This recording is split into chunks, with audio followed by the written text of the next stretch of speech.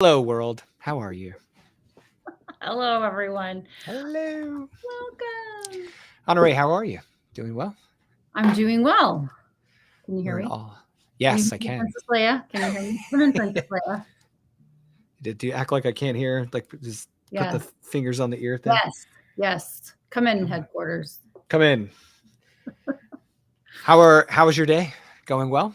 My day's going great so far. Yes.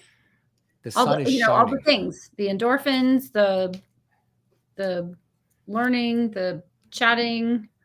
I had my French lesson, so in case I was feeling smart for a minute, that quickly went out the window. Is that Karen or Hello, face. Renee? Hello, Facebook Or user. Jen. Yes, hello, Facebook user. So personal. It is. Why doesn't Facebook share? Is their first name Facebook or Mr. or Ms. User? We're very happy. Or is it inverted? Yes. uh, Or is it Facebook comma user? So it's Mr. or Ms. User Facebook. huh? Could It's be. Danny. Oh my gosh. Hello, Danny Danny. Stone, author of The Brilliant Businesswoman. Mm. Yes. I want to be one of those. Yeah. You do. Yes. Yes. Danny is definitely the brilliant businesswoman. Danny, put the name of your community on Facebook. Yeah, go ahead and drop it in the comments, Please. Yeah. and then I will actually copy the link and drop it back in the comments again because it'll go out to the other platforms. That's awesome. That's awesome. Danny runs an incredible group for businesswomen, aspiring businesswomen, entrepreneurs. And she is one of the most effervescent and ebullient people that I have ever met. Like she just is a breath of fresh air. She just walks into a room. She was in EBM the year before you. Oh, okay. Yeah. Missed you by a year, Danny. Danny, come back. Come back, Danny. Come back, Danny. That's awesome. Yeah. Well, we're glad to have you with us, Danny. Yeah. And while we're waiting for the room to fill up here, I'll just go ahead and introduce myself. I'm Lucas. I help nonfiction authors create courses from their books. Honoré, what is it that you do? I support Lucas, who helps people create courses from their books. Actually, I help professionals and entrepreneurs to write, publish, market, and monetize their books and turn their books into multiple streams of revenue. So there's a level of dependency here. I need you to help them with the book so that I can then build a course. Yeah. My plan is almost complete. Yeah. That's right. Yeah. Well, I mean, honestly, there are a couple of things there, right? Like they have to have a book in order to create a book based on a course, and the book has to be great. And then the That's course right. has to be great. I think one of the reasons that publishing PhD has continued to sell and help people over time is I put a lot into it, as I know you do with your courses, to make sure that it is in a format or in formats that people can digest and learn from and put into practice. That's right. Yes. All right. So I am literally typing this in manually. So I apologize for the keystrokes. Let's get Danny's. You sound like the cat on the keyboard. So tell me what color shirt you want. I'm just entering your order in here manually. Let's see what this is. Small, and I would like it in red, green, blue. Blue. I'm just trying to WSBLN. speak New York to you so that you can understand me. Sounds great. You're doing a great job. Thank you. Oh, stop. Stop it. Oh, stop it. Knock it off, you. I'm over here throwing my headphone cord around. Nice. How was your week? So, oh my gosh, like we just had to blink and we're back here again. It's been awesome, but it's been like awesome. It's like, so I tail end of publication for a book. Yeah. Like I know. got all the files back from the proofreader. Yeah. 7 hours of editing later. file adjustments, all the things, final proofs coming in for all the cover designs. And this one's a little different for me because I've never done like a jacketed hardcover before. Okay. Yes. And I'm going to do a limited run of jacketed hardcovers, kind of like a special edition kind of thing at first. Okay. Yeah. And then if they fly off the shelves, I'll restock. But that's been interesting because I've got 2 hardcover designs. I've got the case laminate and a jacketed cover. And so, just getting all the files in. By the way, the designer, she just, Clarissa Yao just knocked it out of the park. Nice. I can't wait. I can't wait to see one. Yes, very soon. So I should have all the files back tomorrow, and I should be able to move into uploading all the stuff to the places. So. And where are you going to get your jacketed hardcover from? Are you going to go Ingram? Yeah, I'm going to start with Ingram. Okay. All right. See how that goes. Okay. For those that aren't familiar, Amazon does not do jacketed hardcovers. Not yet. Hopefully they will, but not yet. Yeah. So I'll do that through Ingram. Have you ever published with Lulu? No. Me neither. I need to check that out. Someone advised me. I can't remember who it was. Oh, actually, I think I was listening to a podcast. Okay. Yeah, so I'll have to check that out. But yeah, my go-to for that is going to be Ingram Spark. You know, what's interesting is I did my first You Must Write a Book hardcovers, a jacketed hardcover, and then eventually realized that most people, including me, remove the jackets of books. Mm-hmm. And so I did case laminate with a jacket over top of it instead of just a hardcover with no design and a jacket. And now I find people really like the velvet feel of just the case laminate, and it's less expensive. Yep. And so if you like something better and it's less expensive, I find that that's the thing to go with. Some people, depending on their brand, want to have that hardcover with the jacket because they feel like the perception is that it's a little more bougie, a little more high caliber. But for the most part, when I would ask people, because I numbered the first 100 that I did in hardcover, I numbered them and gave them away and made a list of who has them. And I don't know where the list is. It's tucked into one of the covers. Tucked into something. It's somewhere. Someone will find it upon my death, I'm sure. But anyway, you have so many choices, and you really get to decide how you want it to be. So yeah, it's funny because that was a decision I had. What, we have to introduce our new guest. Honore tried to hide this from you guys, but she has news. Well, so how was my week? My week was great. I went to go where I'm from. I went to Ohio, and my mom is unable to care for a dog, and I found out from my brother, who I hope he's watching. Hi, Justin. That mom had stolen the dog. For good reason. For a good reason, because he, no need to report her. He was being abused, and actually someone tore his ACL. Aww. So he's probably 10 years old, and I think he's coming up now. He can't get in. And mom saved him. Mom saved him. Mom stole him. And so we took him to our vet here, and he's going to need assistance to get in. My door is a little too shut. Doorkeep, bartender.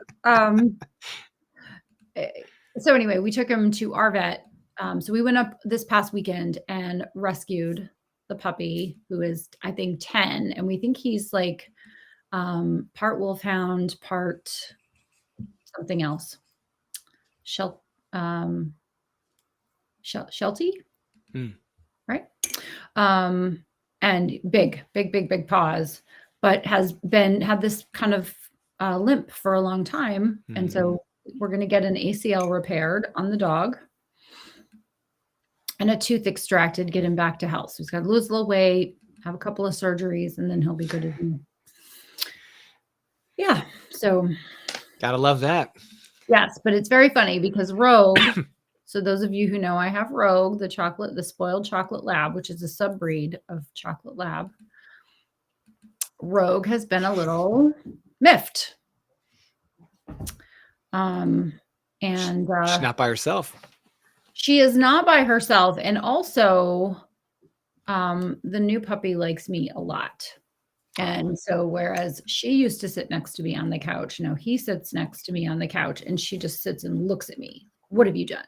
Who is that? When is he leaving? Get him out of here.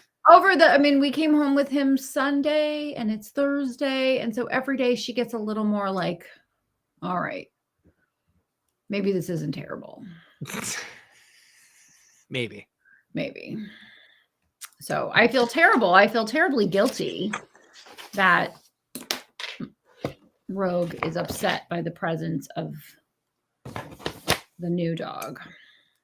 So, yeah. Mhm. I mean, it's a hard life, you know. Yeah. Got 2 dogs in one house. Well, I cannot explain to her that I don't love her any less, and that she's my first, and all the things, right? So Yeah. anyway, yeah. So she's like, I don't get it. Yeah, I don't get it.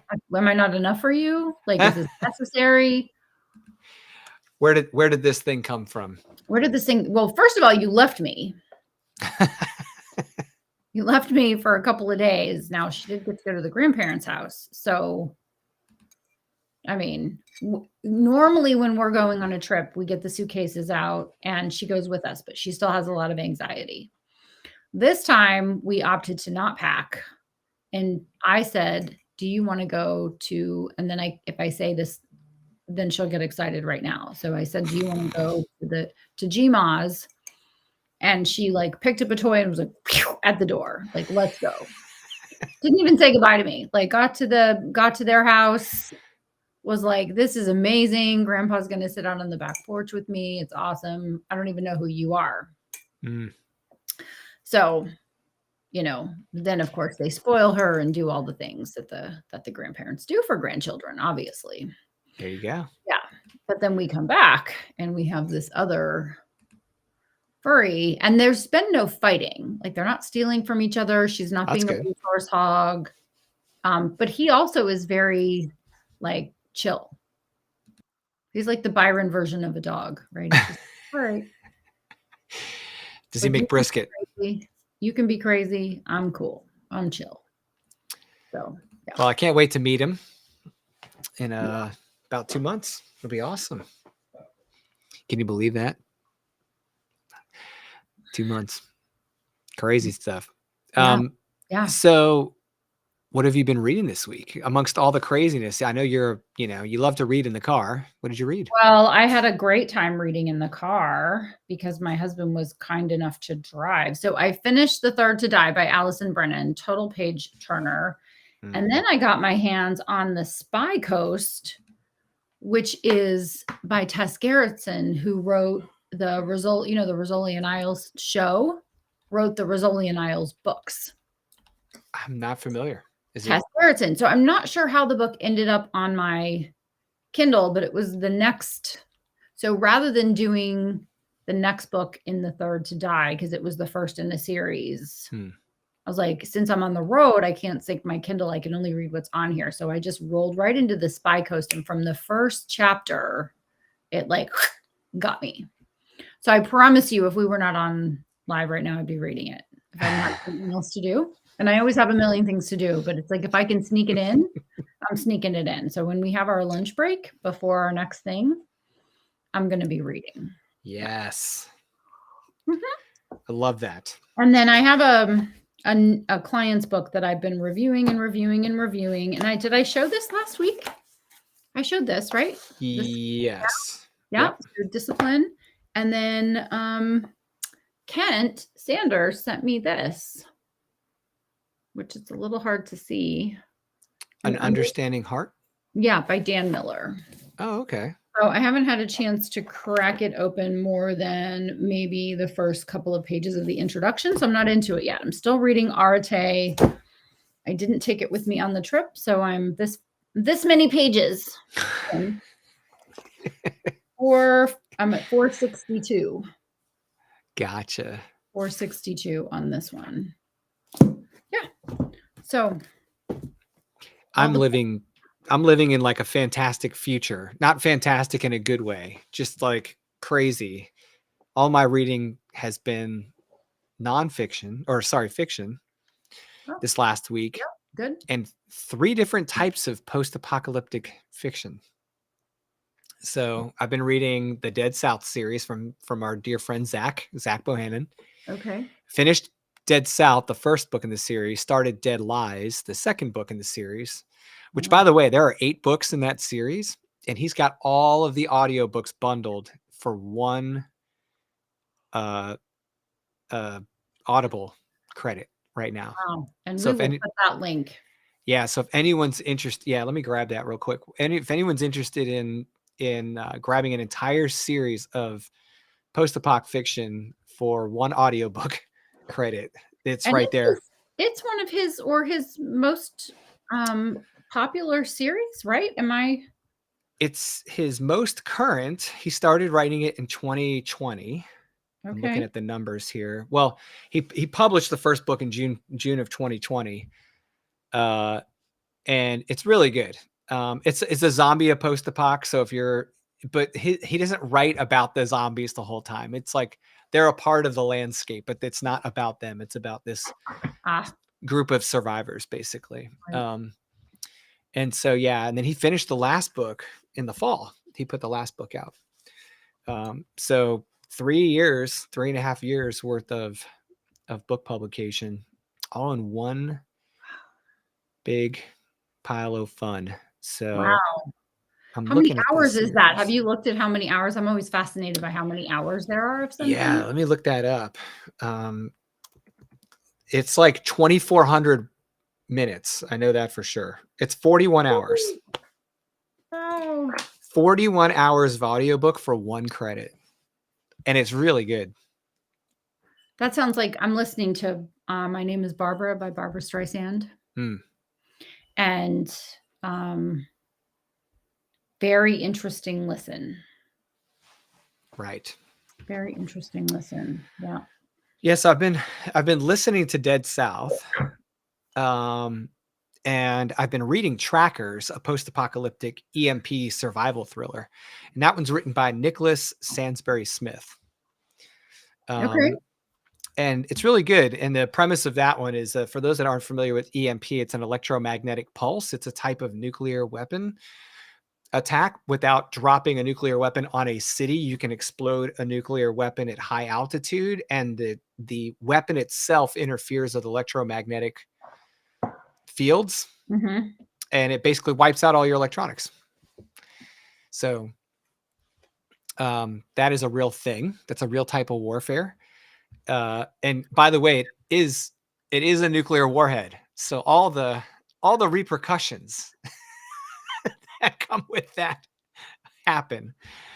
We did yeah. Oh, someone said that they had to do surgery for one of their big guys. That was Danny. Danny has, I think, a Great Pyrenees. Is that right? Oh, wow. You have a Great Pyrenees. So anyway, I'm in denial, Lucas. I want to live in my world of rom-coms and spy thrillers that are probably more accurate and true than. There you go. Yeah. And then I've got The Wild Dark, which is a friend of mine, Kat Silva. She wrote this story called The Wild Dark. And that one is more of like a kind of like a supernatural horror. It's like purgatory on Earth. Yeah. You know, like the bounds of reality kind of dissipate and the woods encroach on us and all that stuff. It's really fun. Main character is a police officer. And part of this deal is like you can talk to certain people that have passed. And it's her former partner, other police officer that she used to be partnered with, that's come to be with her and kind of walk her through this new world. So That's really cool. He doesn't remember what happened to him. So, wow. yes. And she's realizing he doesn't remember his last day alive. So she's aware, obviously. And he doesn't know why he's where he is and what's happening, but he knows that he's on the other side and he's guiding her through this new life. So it's kind of wild. Right. So that's Cat Silva. And those are the 3 books I've got my hands in right now while I'm writing one and getting the other one ready to go. So, I wish you'd stop being a loser and do something with your life. It's weird is, and some people listening to this may either think, A, I'm crazy, or, oh, wow, that does work. And it might be true in both cases. I don't know. But when I'm writing a lot and I need a break, I need to read, which some people are like, get me away from words. I just need to get away from words. But I find that when my brain is like struggling a little bit with my own, like, if I'm slowing down or I'm just overwhelmed with all this stuff that's going through my head with that, reading kind of like chills me out and opens it all up. Nice. Yep. So if I'm reading a lot more, it's usually a sign that I'm writing a lot more. Oh, good. So, I like it. yeah. I like it. Yeah. Very cool. So, do you want to talk a little bit more about last week's adventure on charging what you're worth? I mean, it was a really popular topic. People loved hearing about that. Yeah. Where should we pick up on that? Well, I mean, you had talked a lot about why it's important to kind of look at charging what you're worth, but I think it would be helpful if we talk to people a little bit about what does it mean? Like, how do I take that and make my pricing strategy or think about my pricing? Like, how do I apply this to my business? So it's probably worth noting that we're mostly talking about services in this conversation, right? Right. So coaches, consultants, people providing services to other professional organizations or other professionals. You're in a world of competition. There are other coaches, other consultants out there. And no matter how special you are, no matter what mom's told you, there are other people, special, including you. Yeah, that's right. There are other people doing what you're doing. And so, I think one of the big things is, when we first start out, sometimes we will look at our competition, which, by the way, I don't personally believe in competition. I don't either. There's plenty of work to go around for everybody. Yep. And my price, while I need to be informed of what's going on in my industry and what other people are charging and those things, it doesn't necessarily have to be guided by other people's prices. Right. So I think one of the big things is, and I wrote about this in Course Pricing Strategies, even though I was talking about pricing a product, I was more concerned with people just having a healthy mindset about what it means to set a price, period, right. Whether it be a product or a service. And part of the discussion was like, hey, look, it's good to be aware of what's going on in your industry, but when you start looking at your own price, there's a few things that you have to do for yourself. So can you talk a little bit about what your experience has been like establishing your own price and how you got to a point where you felt good about what you were charging, even though that number changes over time? It does. When I started, I think I'll just start with my coaching prices. I went off of what my coach said.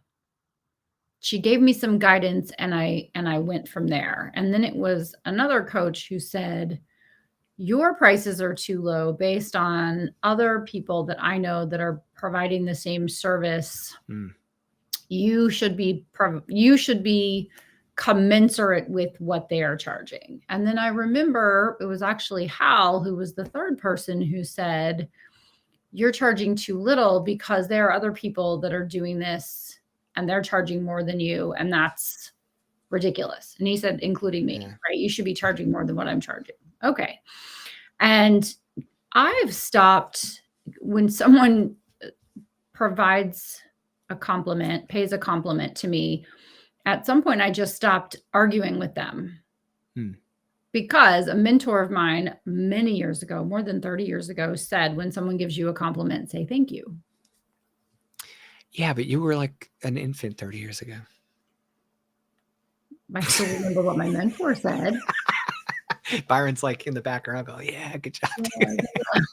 Good job, Lucas. So no, I just remember that. I remember her saying when someone says, "Oh, you look nice," you go, "Oh, this old thing," or "I got it for $8." And I hear people doing it all the time. It's like, "Oh, I got this for $8 at a secondhand store." And it's this beautiful, whatever, jacket, dress, whatever. The appropriate response is thank you. Also, you can then follow up with, "Tell me more. Why do you say that?" I'm What curious. do you mean? Oh, like, so if they compliment you, you ask them why they're compliment you and they say, "Well, you're really good at that." Say, "Thank you. Tell me more about that. What makes you say that? I'm curious." Get into a state of curiosity. So when setting your price, the first place to, I think, start is to just do some market recon. Just what are people charging? And then there are several factors, and I'm not going to remember what all of them are because I didn't write them down, but there are factors in adjusting your price up or down depending upon the results that your clients or customers are getting, the amount of time that you have been doing something, and the results that you've gotten. As a publishing consultant and strategist, I am the person that I know of in my space who has done what I have done with publishing, selling, and translating books. I feel like I can charge more, and I charge more, and we would probably benefit from helping people to understand how to respond when people react to your pricing. Right? We could spend a minute on that. But the first thing is to recognize, I think this is probably the first thing, understand what people are charging in your space, but then also understand that when you are charging for a service, when you are providing something to someone, they are not buying your time. They are buying access to you for a time, and that access provides them the ability to benefit from everything that brought you to this moment. All of the work that you've done previously. So that's your prior experience. Other experience that factors into you getting to this moment. Your ability to write fiction over time will be commensurate with the amount of time that you've spent reading. But you don't say, "Well, I spent 100 hours reading, so I'm going to charge you for those 100 hours," because you're providing access for a time for that experience. So it's experience, it's knowledge, knowledge that's been otherwise gained. It's education, right? It's just boots on the ground and miles walked, number of times that you've done something. And Tony Robbins was a big proponent of saying you can get a decade worth of experience in a very short period of time. If you imagine that someone did something once a month for 10 years, that's 120 times. If you do something 120 times in 6 months, then you technically have 10 years worth of experience. Right. So it's also number of times at bat. So how many books have you written and published? How many books have you helped people to publish? How many courses have you created? How many courses have you helped people to create? How many coaching clients have you had? Some people coach 5 people at a time for a year, and some people coach 50 people at a time for a year. And so their amount of experience is completely different. Understanding the lay of the land is just where you can start. Then you have to factor in all of those other things. And there's another piece that I think is helpful, and it's how specialized is what you're doing. Someone who is walking dogs, you can say, well, I have 25 years of dog walking experience, but it's a commodity. It's something that a lot of people are doing. It doesn't necessarily make you different. You have to differentiate yourself. So you may want to hand make your treats, or you may want to, I don't know, knit leashes for your clients, or you want to have a differentiator. But if what you're selling is a commodity, you can't just say, well, I'm charging $1,000 to walk your dog, because you're not walking them on the moon. Right. Yeah. Yes. So there is a limit to you charging a higher level of price in a way. However, if what you're doing is specialized, then you can charge more based on the specialization. And we know this in the doctor world, as a general practitioner doctor is going to charge less than a brain surgeon or a heart surgeon, or, someone who does something very specialized. Right. So all of those things come into practice. Yeah. No, it's great. I mean, I do feel like, a couple of things you touched on there is like, you're different, you have differentiators. You need to understand that about yourself. When you start looking at the field and how other people are priced, what's different about you? What do you provide value wise that others may not? Yep. Those are value points. Value equals dollars. I mean, Yep. one of the things that and sometimes niching down, was a good example. When Honore and I met, I was serving everybody, and I was kind of open about saying that. I'm like, yeah, if you're a consultant or a coach, I'm happy to help you. My sales coach, prior to meeting Honore earlier in my career, she'd kind of advised me like, hey, maybe you should niche down a little bit. It's like serve prior military or something, because she saw that that was more valuable to certain audiences than just the open door.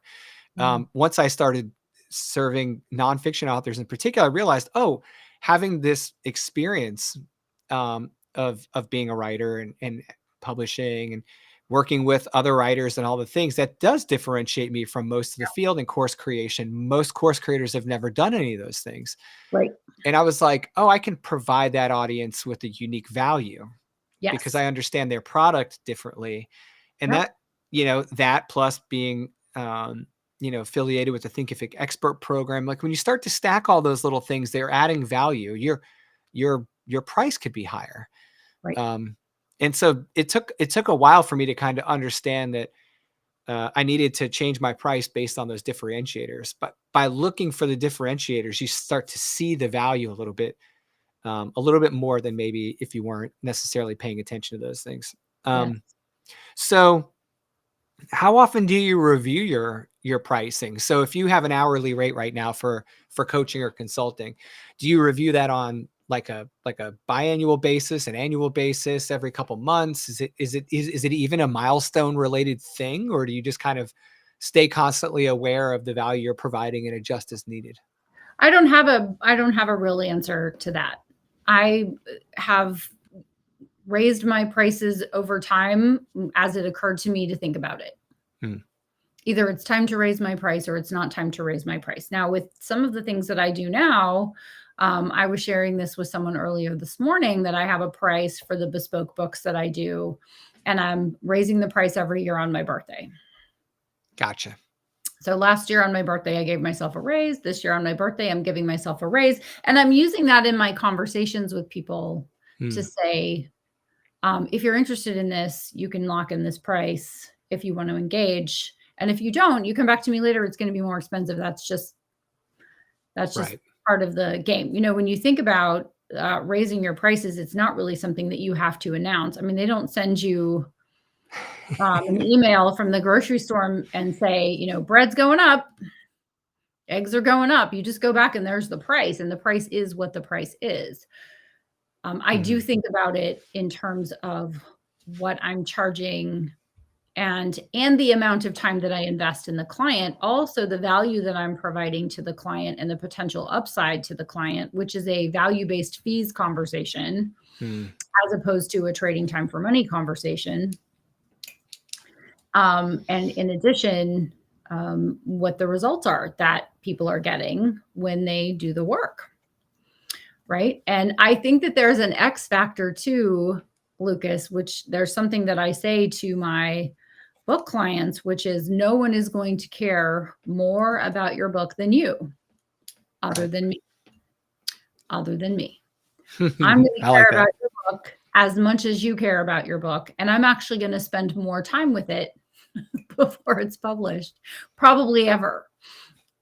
Sure. Yeah. No. Make sure that it is as incredible and monetizable as it can possibly be. And that is worth something, because I am old enough to have met people that charge for something and they don't care about the person they're serving. The person they're serving is a number instead of a person. And I'm not saying that that's good, bad, or indifferent. I think that I live in a world of effective and ineffective, and I don't think that that's effective. And I think it's ineffective, and I can't be effective if I don't care.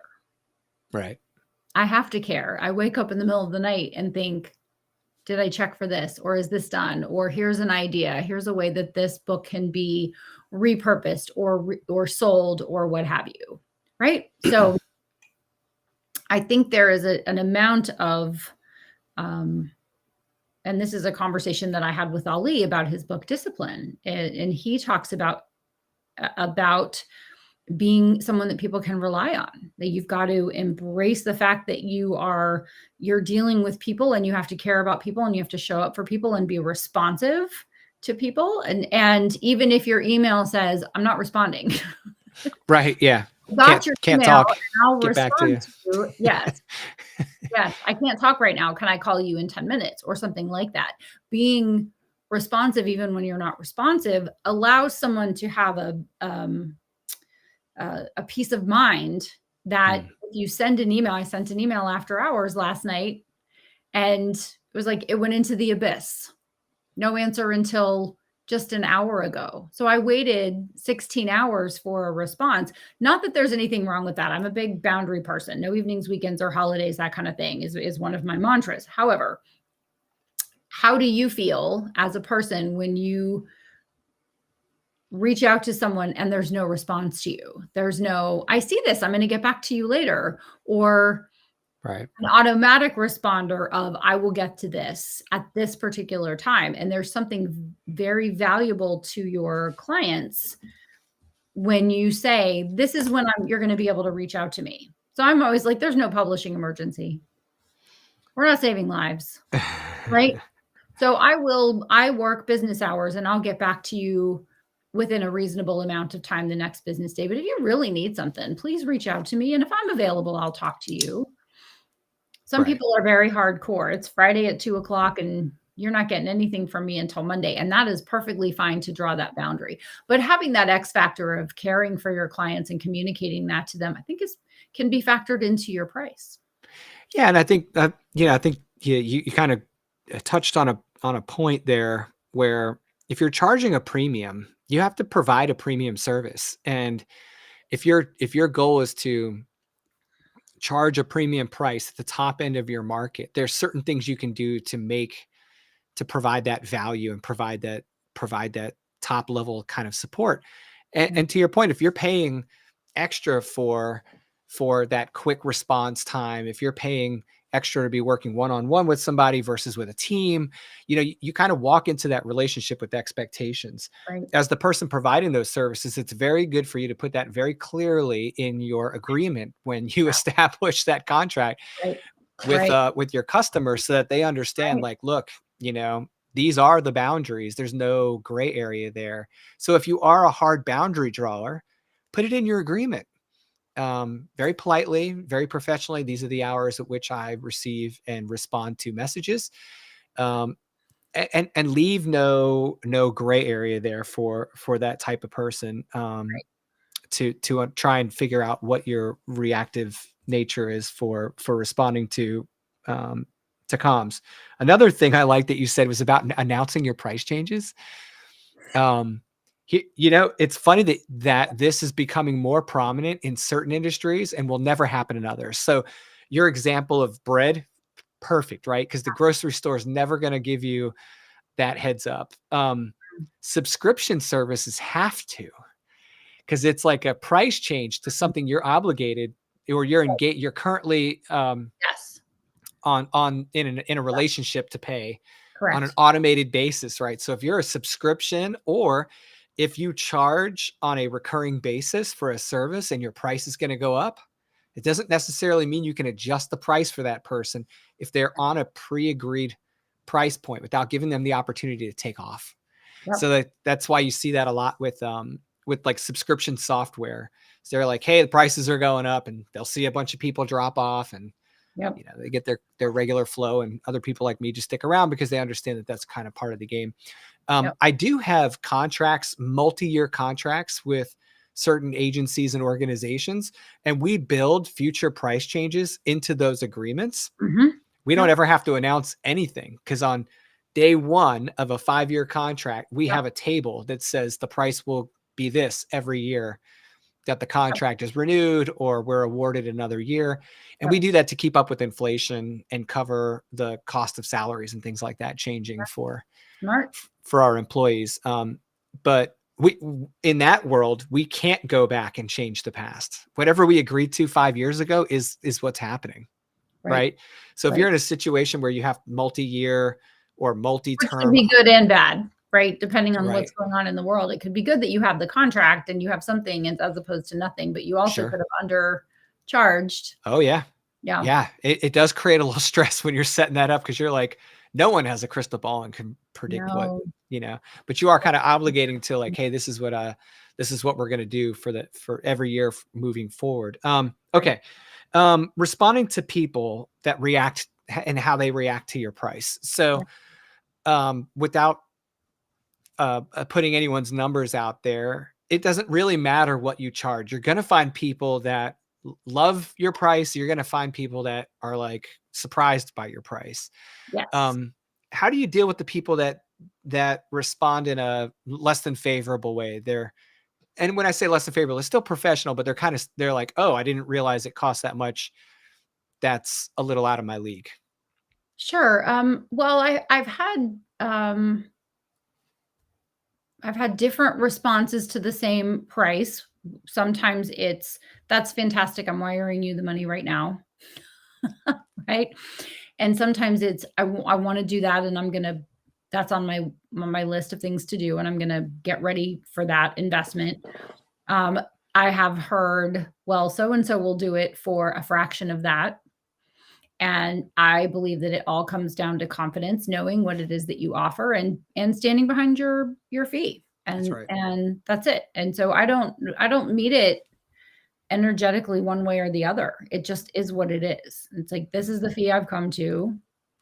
This is what I charge. If it works for you and I feel like we would be a good fit and I can add value, then we move forward. And if not, then we don't. And I'm not really going to raise or lower my blood pressure one way or the other. I'm always interested when someone looks at a product and that's bespoke, right? You wouldn't go to a bespoke tailor and expect them to charge you target pricing and get the same value. So it's always interesting to me when someone looks at something that's clearly custom and they say, well, I can get this done for so much cheaper. It's like, you can get a book done for so much cheaper. You can't get a book done at this level for so much less. Right. So those are different things. But if someone doesn't think that it's important, because some people do not believe that having a custom product that is tailored to their business so that it will work for a decade is important. Some people just think, oh, I can just write and publish a book. You could do that legitimately today. You could write something and put it up on Amazon, and it could be available later today or by the end of the weekend. But you can absolutely do that. But Is that going to be a revenue generating asset for your business for a decade? Probably not. Yeah. Yeah. I mean, I love that response, because it took a while for me to gain the confidence to stand by my price. I mean, it's hard to not, especially if you're like getting off the ground or you have a new product launch or something, and you're like, I could really use the money or the business. I need this success. I need this to see this work. I want this opportunity. This is like a great client, all those things. It makes you start to, I have a response. It starts, if you're not a mature enough business owner or a confident enough person in what you're doing and what you're offering, it'll start to chip away at your willingness to be like, I mean, I don't have any problem at all charging what I charge now, because I know I could actually charge more if I wanted to. And I do provide what I tell you I'm going to provide. And I won't take a job that I don't want, that won't serve you. So as far as I'm concerned, I always over deliver. So I have absolutely no qualms charging what I charge. And so if people respond to me and they go, oh, that's a little outside my price point, I say, well, maybe I can help you find the right solution within my business. Maybe it's not this thing. Maybe it's this other thing, like a course or some other, like maybe instead of me doing a full project with you, you just hire me on as an hourly consultant to guide you or coach you through this process. In fact, last week I had a client who was like, yeah, I can't afford your project prices, but I would love to pay you for hourly coaching once a week or once every 2 weeks. I'm like, great, this is a good compromise. It's not the swing for the fences, big money maker project for either of us, right? I mean, it's like a mutual thing. Like, to your point, you're not going to get the bespoke product and experience, but you can still have a great experience and more confidence in what you're doing. I actually advised the client last week. Some salespeople are probably jumping up and down screaming, "Don't ever do that." But I had a client last week who, I said, is that all you really need? And they said, yeah, I need your expertise for the higher level stuff, but I also need some back end work in the software. And I said, I'd much rather you use your team to do your back end software and use me as your expert guide in this. And immediately I could see the trust like fortified with her because she was like, oh, that's fantastic. We can do that. I'm like, we can absolutely do that, because the time it would take for me and the trouble it would take for me to go in and learn her systems and do all the things, it wasn't worth either of our time or money.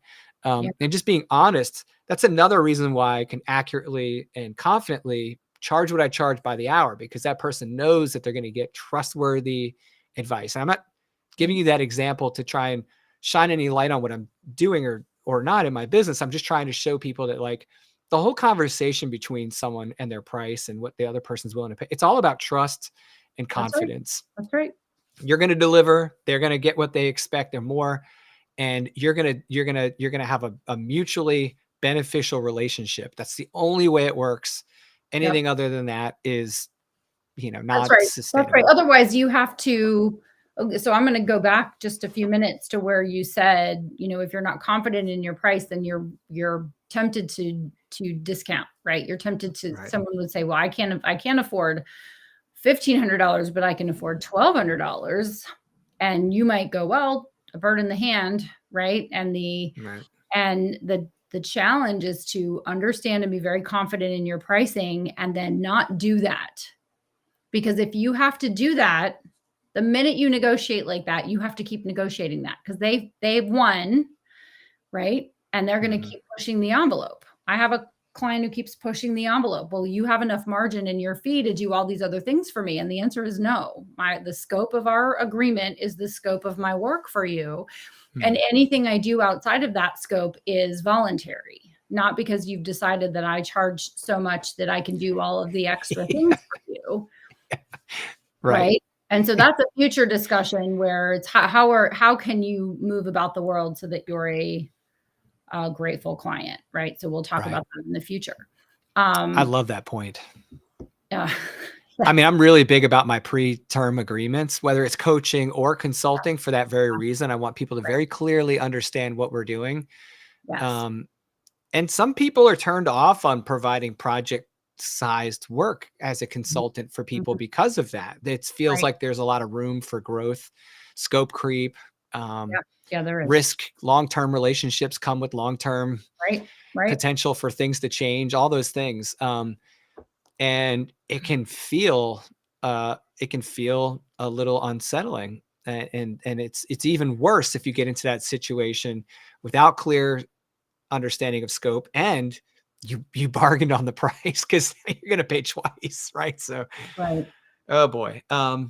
So one of the things that I think gets it doesn't get spoken about enough in the conversation about pricing and charging what you're worth is that you can spend literally endless amounts of time overanalyzing what you should charge, making it just this obsessive thing where, and again, I think that goes back to a lack of confidence in what you're charging. How do you have any rules about how to combat that? Not necessarily for yourself, because you're already past all that. You may have never even experienced that, but do you have rules with like former coaching clients where you advise them like, hey, this is, try this, do this for a little while, right? Yes. Decide on a price. And if it doesn't make you a little nauseous, it's not enough. Gotcha. If what you're providing is not a commodity, if I can't call 10 people and get exactly the same level of service, right? Dog walkers. You're not going to be able to charge $1,000 for walking a dog because you're wearing gold-plated slippers. It doesn't work like that. But let's suppose that you're providing something where you bring a unique set of skills and abilities to something. Then you have to decide on a price. And I said this to someone this morning, say your price, say what they get, and then shut up. Zipit.com. Don't say anything else, because they may say, and I'll tell my own story on that one. They may say, great. So when I raised my prices and this is in 2004. So when I raised my prices to $1,000 a session for coaching, for executive and business coaching, it was because my coach said, you're undercharging. You need to charge $1,000 a session. And I went, ugh. And he made me promise, if the next time you quote your price to someone, you say, this is what you get, this is how much it is, this is the term of the engagement, and then shut up. And I thought, oh, okay, I'll promise, pinky swear, cross my heart and hope to die, right? And it was the next day. I thought I was going to have some time to like wade into the pool, right? So there's two types of people getting into a cold pool. The people that like go in one toe at a time and kind of ease in. That's me. Then there are the people that jump into the deep end of the pool. Get it over with. Total immersion. Get it over with, right? And so I thought, I'm going to have some time to really adjust to this new pricing in my mind. I'm going to get there in my mind. And it was the next day. And I was like, oh, snap, I promised. I gave my word. So now I have to do it. And I said, okay, it's $1,000. And he was like, great. Can I pay for the first 6 months up front? And it doesn't take, I'm a slow learner, but I'm not that slow. It didn't take me that any time after that to realize that the only thing between me and what I wanted was me. Yeah. I just had to own the fact that that's what I was worth, and then let the person have their moment to think about it. And sometimes that's all they're doing. It's very tempting for the person who is selling something to hear silence and assume that the person on the receiving end of that information is thinking, well, that's too much money. And they might just be thinking, which credit card am I going to use? Where do I need the miles? Right. Which one of my accounts should I pull the money from? Yeah, which business is going to pay for this? Or yeah, is this the right time to do this? Or will they wait 2 weeks to get started? You don't know what they're thinking. And ultimately, you just have to give them a minute to respond to you and to either say, that sounds great, or, so I have a question. Right. Yeah, it's true. Yeah. And I feel like there's always that moment of truth at the end of a discovery call or whatever, where they're like, all right, so what does this mean? How do we work together? And that's usually when the topic of price and what types of, I've had clients ask me, so what does it look like if we work together? And I'm like, well, you can either meet up and I can guide you, or I can be a part of your team. And depending on what route you take, depends on how much this is going to cost. And I tell them straight up, I go with the highest price thing every time first, not just because, it's a good idea to start high and then work lower, but also because I like breaking the ice a little bit for myself and saying, hey, look, my projects, start at this price and go up. I am way less concerned about my hourly coaching rate compared to those project prices when it comes to the conversation, because the number is a fraction. That's right. Of that big number. So, my own little mind trick for myself is to start with my big number first. Yeah. I'm like, hey, they start at 8,500 and go all the way up to 50,000, depending on what you want. And, yeah, we could talk about differentiators if you want, but those are, minimum of 2-month projects, and it's a whole thing. And they're like, oh, okay. And I'm like, or we can work together one-on-one and I can guide you. And honestly, that might be all you need. And this is what that looks like. And it just feels a little less surprising, or a little less overwhelming to that person when they can understand the full context of what what you're providing them for options. If you don't have that, if you're just like a straight up like one fee, one product or one service kind of deal, man, you get real confident in what you're charging, because it's everything. Like you said, it's all you. Listen, the way I think about it is confidence is everything, because when you think about Bernie Madoff, yeah, literally selling nothing, and he got billions of dollars out of people, out of the pockets of smart people. Yeah. It was all confidence and congruence. He was very congruent and very confident. And so you're not Bernie Madoff. You're not a crook. You're not a swindler. Swindler. You don't have a, what did you just use a New York word? A swindler. A swindler. said it like an old 40s. Yeah. You're not a swindler. Okay. No, I feel like there's a Groucho Marx moment coming up. But you're not that person. You're providing valuable content and information and access to you to someone, and they should be willing to pay for it. And if they're not, that's okay. Maybe you can point them in the right direction. I always have a conversation, and then I say, look, if I'm not the person to help you, I have some other options, and I have some places I can point you and some people I can point you to. So right before we end the conversation here, I think it's important that people have a conversation with themselves. You know, if you're going to spend all your time thinking about how this is going to work, when have you ever just sat down and put yourself in like a real life situation with your business? Like, everyone's had really great clients, and then people have had tough projects. And every time I've run into a tough project where I underpriced myself, oh my gosh, the level of regret. I'm like, God. But when I've priced myself appropriately, I'm like, I'm good. Yeah. You know, we're working. This isn't ideal, but thank God I don't undercut myself, because this would really hurt. I'm less aggravated when I have a challenging situation because of my fees. Right. So if someone wants to be ornery, then, you know, I can make myself happy by buying myself something or going there to dull the pain a little. Yeah. But if you're discounting yourself and taking the lowest amount that you're offered, and then you have a challenging situation, and they exist, right? It is not all rainbows and unicorns, for sure. And it's a lot of really good time, but sometimes it isn't. And when that happens, charging a fair fee where you feel good about what you've charged really helps you as well. Yeah, it helps you kind of power through those difficult times. It helps you kind of dig deep a little bit. What you don't end up doing is saying, gosh, I was an idiot for, you know, charging this price. You might be an idiot for other reasons.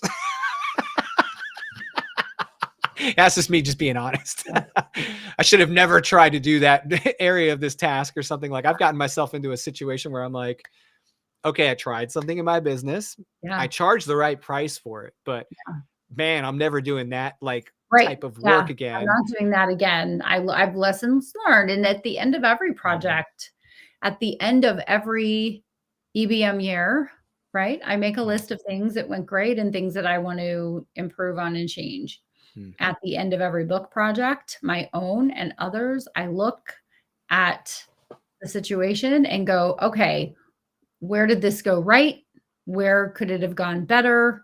Where was it not good at all? How do I fix that going forward? Every single time there's a post-mortem of a situation to just say, you know, how, and I think that requires awareness, right? To have the awareness to go, all right, I want to take a little bit of time and just, you know, make an assessment of, how did I get here? How did I get here? It's great. And how did I get here? What did I do? Or how did I get here? What did I do? What have you done? What have I done? Yeah. So have you written about this or teach this in any of your books or classes? Or, I mean, I know you have so much one of the reasons why I hired Honore initially to be like my mentor was like, I want to be in your Empire Builders Masterclass. And she was like, the door is open if you'd like to enter. And I was like, this would be a good idea, because she had been a successful executive coach, not just someone that had done one thing. Right. There's a lot of knowledge up there. Do you teach that somewhere? Is it in the STMA program or? No, okay. No. Gotcha. So did you just give me another book to write, or? something. Not trying to, but Oh. so that experience can be gained in the Empire Builders Master Class for sure, though, or Mastermind. Sorry, That's for right. sure. Yeah. Oh, absolutely. Because part of the reason that people join the mastermind is because they want, like, I did a session this morning. If someone messaged me and said, I need help with something. And I said, I'm available right now for a few minutes. And 20 minutes later, it was like, oh, this was really helpful. Thank you for that shift.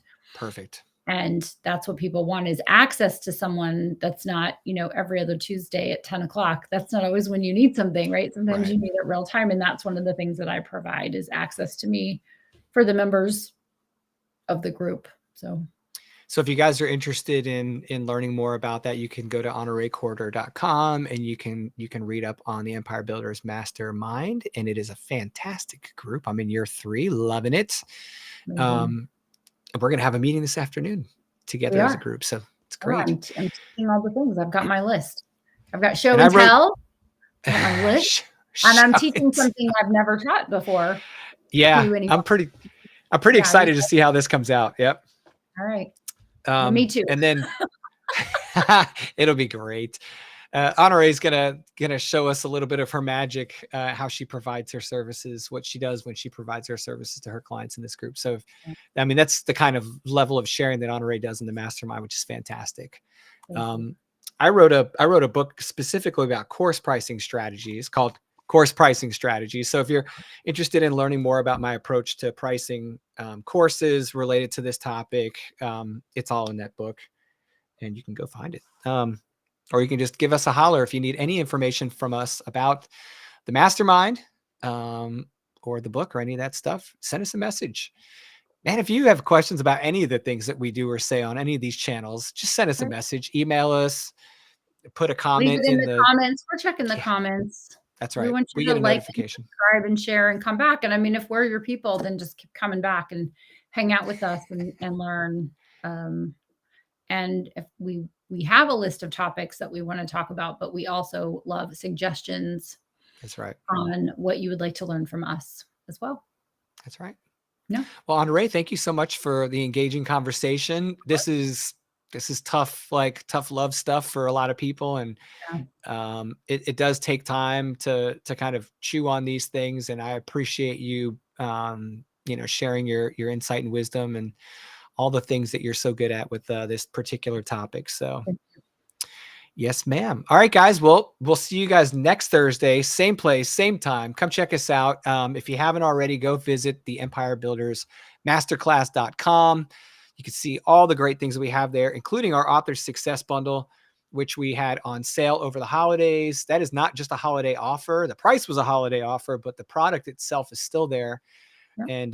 And we would love for you guys to come learn about how to be a successful nonfiction author through that program. And it does teach mindset, which is huge in that area. So if you're looking to write, publish, market, and be great at all those things, that's where you can find out more information on it. So, and be great at all those things. All the things automatically. Just enroll and you're automatically great at automatically.